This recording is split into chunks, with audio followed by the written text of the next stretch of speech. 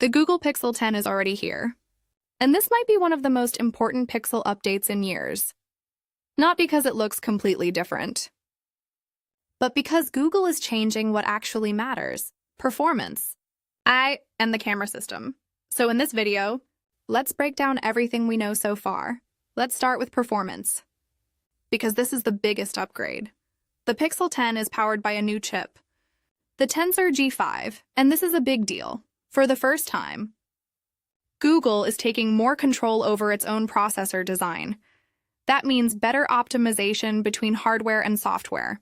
In real use, this should translate into faster app performance, better AI processing, and improved efficiency basically. Google is trying to compete directly with Apple's chip strategy. Tom's Guide.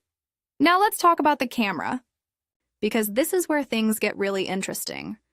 For the first time, the standard Pixel 10 is expected to include a telephoto lens. That means zoom. Photography is no longer limited to pro models. We're talking about a triple camera setup, main camera ultra-wide, and a telephoto.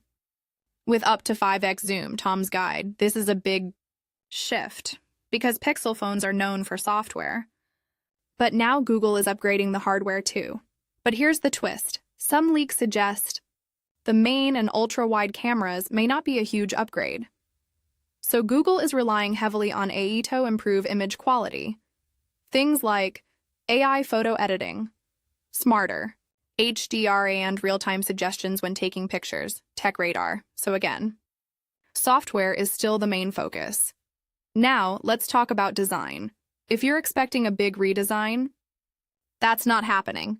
The Pixel 10 looks very similar to the Pixel 9. Same camera bar, same overall shape, same 6.3-inch display size, Tom's Guide, but there are small changes. It may be slightly thicker and a bit heavier, and that's because of something important. A bigger battery, yes. Battery life is improving.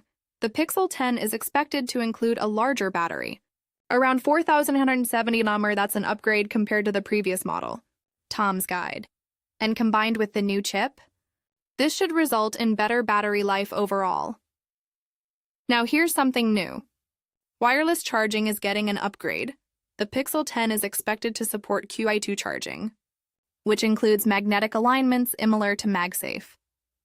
This means better charging efficiency, more stable connections, and new accessory possibilities, Tom's Guide. Now let's talk about RAM and storage. The base Pixel 10 is expected to come with 12 GB of RAM and up to 256 GB of storage, Tom's Guide, which is solid, especially for multitasking and AI features. Now pricing, the Pixel 10 starts at around $799, which puts it directly against flagship phones like Samsung and Apple. So this is not a budget device, but it is the most affordable model in the Pixel 10 lineup, Android Central. Now let's talk about AI. Because this is where Google is going all in. Pixel phones are no longer just smartphones. They are becoming AI devices. With the Pixel 10, expect deeper integration of Google AI features. Things like real-time photo, suggestion, smarter voice commands, and context-aware assistance. This is where Google has a real advantage. Now here's the honest part. This is not a revolutionary upgrade. It's a refinement, better performance, better battery, more camera flexibility, but the same overall experience. So who should actually consider it? The Pixel 10 is a great option if you want a clean Android experience, you care about camera quality, and you value AI features over raw power, but if you already have a Pixel 9, this might not feel like a huge jump. Final thoughts. The Pixel 10 is not trying to shock you. It's trying to improve everything that already worked. And in 2026, that might be exactly what Google needs.